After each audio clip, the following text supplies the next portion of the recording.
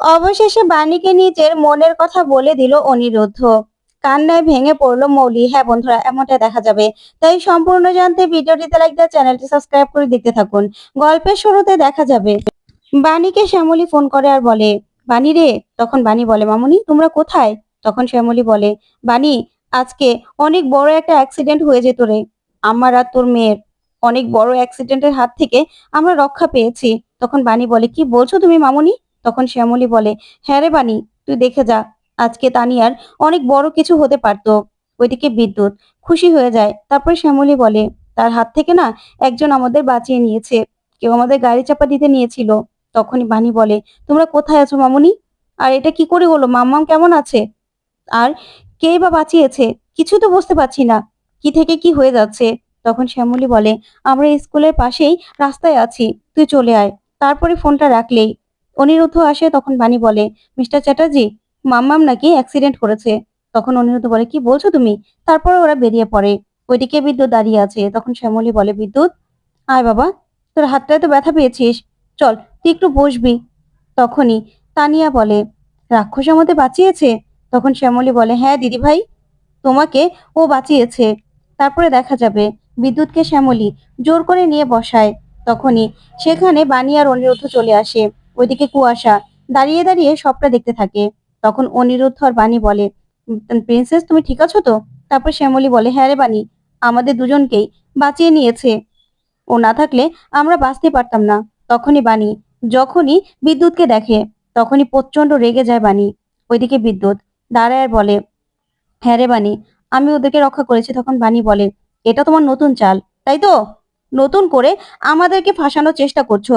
কেন এরকম করছো বলো, কেন এরকম করছো? তখনই অনিরুদ্ধ বলে, বিদ্যুৎ কোনোদিনও ভালো হতে পারে না, বিদ্যুৎকে আমরা কোনোদিনও বিশ্বাস করি না। তখন বাণী বলে, হ্যাঁ, ও কোনোদিনও ভালো হবে না। তারপরে শ্যামলী বলে, কেন রে বাণী, তুই আমার ছেলেটাকে কেন বিশ্বাস করছিস না? আমার ছেলেটা ভালো হয়ে গেছে, বিশ্বাস কর। ওনার আগের মতো নেই। আর তুই বিশ্বাস না করলে দিদিভাইকে জিজ্ঞাসা কর না ওকে কে বাঁচিয়েছে।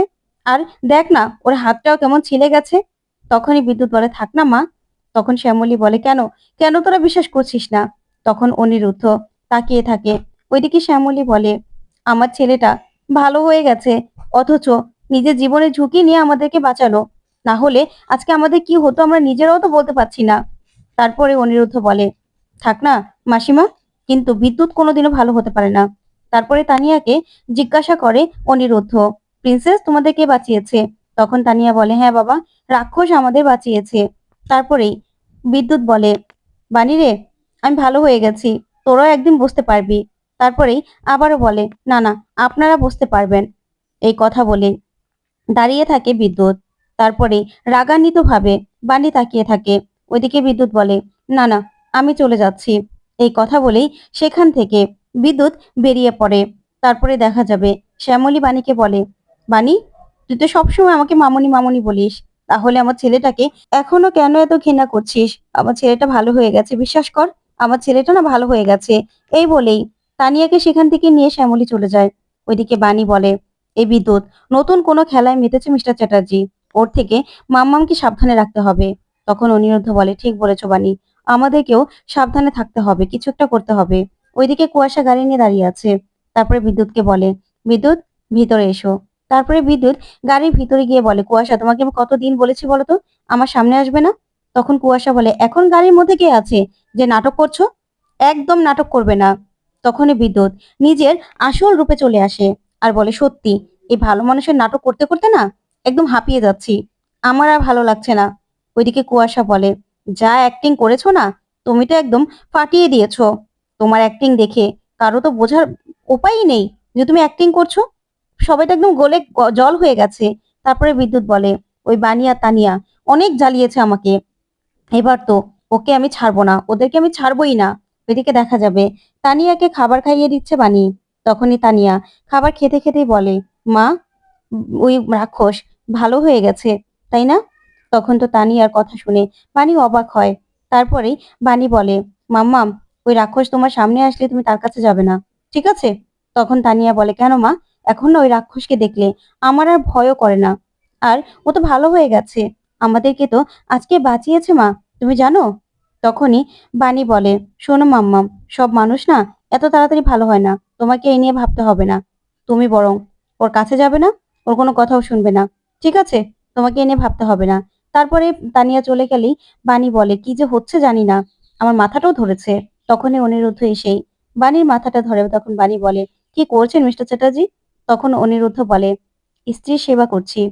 আর যার সঙ্গে আমার বিয়ে ঠিক হয়েছিল তার সঙ্গেই তো আমার বিয়েটা হয়েছে, তাই তার একটু সেবা করব না?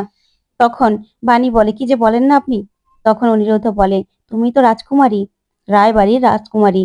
তখন বাণী বলে, না না, আমি কোনো রাজকুমারী নই।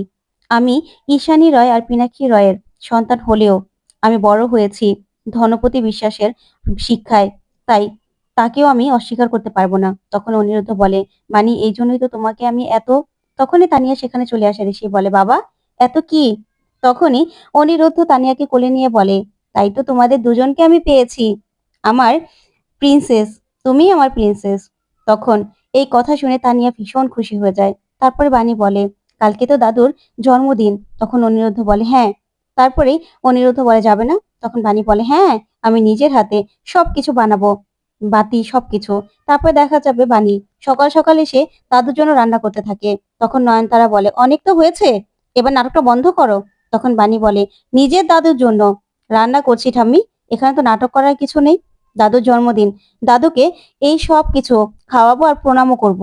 তখন নয়নতারা বলে, নাটক তো অনেক করলে, এসব নাটকগুলো এখন বন্ধ করো না। তখন বাণী বলে, আমি যে নাটক করছি না সেটা তো আপনি ভালো করে জানেন ঠাম্মি, কারণ আপনি তো খুব ভালো পারেন বাচ্চা বদলে দিতে। তখন নয়নতারা প্রচন্ড রেগে যায়, বলে, কিসব কথাগুলো বলছো? তখন বাণী বলে, কেন আপনি বুঝতে পারছেন না? তখন নয়নতারা বলে, দেখো, একদম আজে বাজে কথা বলবেন না।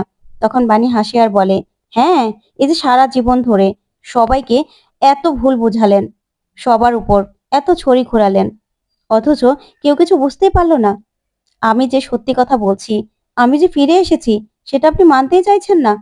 অথচ দেখুন না, আপনি কত কিছু করেছেন, সে সব কিছু সাক্ষী কিন্তু আমি। তখন নয়নতারা ভীষণ ভয় পেয়ে যায়। তখন বাণী বলে, আমার জায়গাটা তো আমি উসুল করে নেবই ঠাম্মি, আর আপনার অবস্থাও আমি কি করি এটা শুধু আপনি দেখবেন। আমি সব সত্যি কথা বলছি না না বলছি সেটা তো পরে দেখা যাবে। তখন প্রচন্ড রেগে যায় নয়নতারা বাণীর উপর। তখন বাণীকে মারতে যাবে, ঠিক তখনই সেখানে ঈশানী, দাদু আর পিনাকি চলে আসে। তখন তারপরে পিনাকি এসেই চেয়ারটা এগিয়ে দেয়। দাদু বসলেই এতগুলো খাবার এনে দাদুকে বাণী দেয়। তারপরেই দাদু বলে, বাবা, এত খাবার! তারপরেই দেখা যাবে বাণী দাদুকে প্রণাম করে আর বলে, আমাকে আশীর্বাদ করুন দাদু। তখন দাদু বাণীর দিকে তাকিয়ে থাকে, কিছুই বলে না। ওইদিকে নয়নতারা মনে মনে বলে, বাণী, সাপের লেজে পা দিয়েছো, এবার ছোবল তো তোমাকে খেতেই হবে। দেখো না এবার তোমার কি অবস্থা করি আমি। মিষ্টি করে আমার কাছে ধরা দিতে এসেছো তো, এবার দেখো তোমার অবস্থাটা আমি কি করি। আজকেই তোমার দায় ইন্ড হয়ে যাবে। ওইদিকে মৌলি আসার এসেই বলে, একটা অ্যানাউন্সমেন্ট করা আছে। তখন পিনাকি বলে, তো দাদুর জন্মদিন, ওইসব তো করলে না, আর তুই কিনা এখানে অ্যানাউন্সমেন্ট করতে এসেছিস? তখন মৌলি বলে, হ্যাপি বার্থডে দাদু। তখন দাদু বলে, হ্যাপি বার্থডে দিদি ভাই। তারপর মৌলি বলে, আমি না একটা সিদ্ধান্ত নিয়েছি, আমি ভিকিকে বিয়ে করছি না। তখন তো এই কথা শুনে ঈশানী, পিনাকি অবাক হয়। ওইদিকে বাণী আর অনিরুদ্ধ মনে মনে খুশি হয়, সে কথাগুলো ভাবতে থাকে যে ওরাই বলেছিল ভিকির সঙ্গে বিয়েটা ভেঙে দিতে। তখন পিনাকি বলে, তার মানে এটাই দাঁড়াচ্ছে যে বাণী অনিরুদ্ধ যা বলেছিল সেটাই সত্যি ভিকির নামে, তাই না? তখন মৌলি বলে, না না ড্যাড, ভিকি ওরকম কিছু না, ও চরিত্র ঠিক আছে, কিন্তু ও না টাকা নিয়ে এদিক ওদিক করে, তাই এরকম ছেলেকে আমি বিয়ে করতে চাই না। তখন পিনাক্ষী এই কথা শুনে মৌলির দিকে তাকিয়ে থাকে। তারপরে মৌলি কান্নার নাটক করে আর বলে, আমার সঙ্গে কেন এরকম হয় বলো তো বাবা, সব সময় এরকম হয়। তারপর কান্নার নাটক করতে থাকলে ঈশানী আসে আর এসেই বলে, যাক মৌলি, তাও তো আগে থাকতেই তুমি ওর মুখোশটা ধরে ফেলেছো, না হলে পরে জানতে পারলে কি হতো বলো তো। থাক, এগুলো নিয়ে মন খারাপ করো না, আমরা ভালো জায়গায় তোমার বিয়ে দেব। তারপরেই এই কথা বলেই সেখান থেকে মৌলিকে নিয়ে ঈশানী চলে যায়। ওইদিকে নয়নতারা মনে মনে বলে, এবার দেখো বানি, এই বাড়ি থেকে তোমাকে পার্মানেন্টলি বের করার জন্য কি ব্যবস্থা আমি রেখেছি। এমন একজন আসবে না, তোমার সবকিছুর সব নাটকের 12টা বাজাবে। তারপরেই দেখা যাবে সেখানে ছদ্মবেশে চলে আসে বিদ্যুৎ। তারপরে নয়নতারাকে ইশারা দিলেই ওইদিকে নয়নতারা বিদ্যুতের কাছে যায়। তারপরে গিয়ে বলে, শোনো, বানি নাকি নিজের হাতে সব বাতিটাতি বানিয়েছে, সেগুলোকে পাল্টে দাও। তারপর বাণীকে ডাকে আর বলে, তুমি নাকি তোমার দাদুর জন্য কি কি বানিয়েছো? তা সেগুলো এনেছো নাকি আনোনি না বানাওইনি? বড় বড় কথা বলেছো। তখন বাণী বলে না পিছনেই তো আছে। তারপরে নয়নতারা দেখিয়ে দেয়। আর তখনই বিদ্যুৎ বাণীর কনফেক্টিগুলো সরিয়ে নিজের আনা কনফেক্টিগুলো সেখানে রেখে দেয়। আর তখনই বিদ্যুৎ মনে মনে বলে, এবার জমবে মজা, একবার শুধু। তুই এগুলো ফুটা, তারপরে দেখবি তোর কি অবস্থা হয়। তারপরে দেখা যাবে সন্ধ্যাবেলা দাদুর জন্মদিনের খুব সুন্দর করে আয়োজন করা হয়। সেখানে সব গেস্টরাও আসতে থাকে। তারপরে তানিয়া দৌড়ে আসে দাদুর কাছে আর বলে, দাদু তুমি কেমন আছো? তারপরে প্রণাম করে। আর এইদিকে দেখতে থাকে বাণী আর অনিরুদ্ধ। তারপরেই পিনাক্ষী তানিয়াকে কোলে নিয়ে মনে মনে বলে, কেন কেন জানি না আমার নিজের মনে হচ্ছে। তারপরে ঈশানীর কাছে দৌড়ে আসে তানিয়া। তখন ঈশানীও ভীষণ আদর করে। ওইদিকে নয়নতারা দেখে দেখে মনে মনে বলে, এই ছোট্ট বাদরটাকে দেখলে না আমার কেন যেন গা পিত্তে চলে যায়। সবাই কেমন আদর করছে দেখো। ওইদিকে অনিরুদ্ধ বাণীকে বলে, দেখেছো প্রিন্সেসকে কেমন আদর করছে সবাই। তারপরেই দেখা যাবে নয়নতারা বলে, আজকে বাণীর এমন অবস্থা হবে না যে বাণীকে সবাই দূর দূর করে তাড়িয়ে দেবে।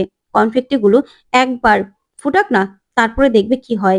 ঠিক তখনই বাণী সেখানে চলে আসে আর এসেই বলে, ঠাম্মি আমার নাম নিয়েছেন নাকি? আচ্ছা, এগুলো না আমি বানিয়েছি, নিয়ে যাচ্ছি। এই বলেই সেখান থেকে বাণী সেই কনফেক্টি তারপরে বেলুন সবকিছু সেখান থেকে নিয়ে চলে যায়। ওইদিকে নয়নতারা দাঁড়িয়ে দাঁড়িয়ে দেখতে থাকে আর বলে, এই বাণীর বড্ড বার বেড়েছে। তারপরে দেখা যাবে মৌলি বলে, দাদু কেক কোথায়? তখন বাণী বলে, না মৌলি, কেক নয়, দাদু পায়েস খাবে, পায়েস হবে। তখন নয়নতারা বলে, বাণী তুমি কিন্তু বড্ড বার বেড়েছো, তুমি জানবে কি করবে না করবে। তখন বাণী বলে, আমি তো এতটুকু জানি যে দাদু বিদেশিদের মতো নয়, বাঙালিয়ানায় পছন্দ করে, তাই দাদু কেক নয়, এই পায়েসই খাবে আজকে জন্মদিনে। ওইদিকে দাদু মনে মনে বলে, বাণী আমাকে কদিনই বা চিনে, অথচ বাণী আমার পছন্দ অপছন্দ সব মনে রেখেছে। অথচ আমার দিদিভাই মৌলি, ও তো আমাকে একটা প্রণাম পর্যন্ত করলো না। ওইদিকে পিনাক্ষী বলে, হ্যাঁ বাণী তুমি একদম ঠিক কথা বলেছ।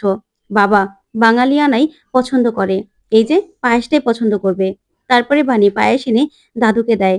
ওইদিকে ঈশানী বলে, হ্যাঁ বাণী তুমি একদম ঠিক কথা বলেছ, বাবা পায়েসই পছন্দ করবে, তুমি বরং বাবাকে পায়েস নিয়ে দাও। ওইদিকে মৌলি নয়নতারাকে বলে, আচ্ছা ঠাম্মি, কেক না কাটলে এই কনফেক্টে ফাটাবে কি করে? তখনই ঠাম্মি বলে, চিন্তা করো না দিদি ভাই, সেটার ব্যবস্থা তো আমি করব, তোমার ঠাম্মি আছে না, তুমি একদম চিন্তা করো না। তখন মৌলি ভীষণ খুশি হয়ে যায়। তারপরে দেখা যাবে দাদু পায়েস খেয়ে ভীষণ খুশি আর বলে, বৌমা এই পায়েসটা তুমি বানিয়েছো তাই তো? তখনই ঈশানীর মনে পড়ে যায় যে বাণীর হাতের পায়েস খেয়ে নিজের কথা মনে পড়েছিল। তখন তানিয়া বলে, না না দাদু, এটা তো আমার মা রান্না করেছে। তখন বাণীর রান্না করার কথা শুনে সবাই অবাক হয়ে বাণীর দিকে তাকিয়ে থাকে।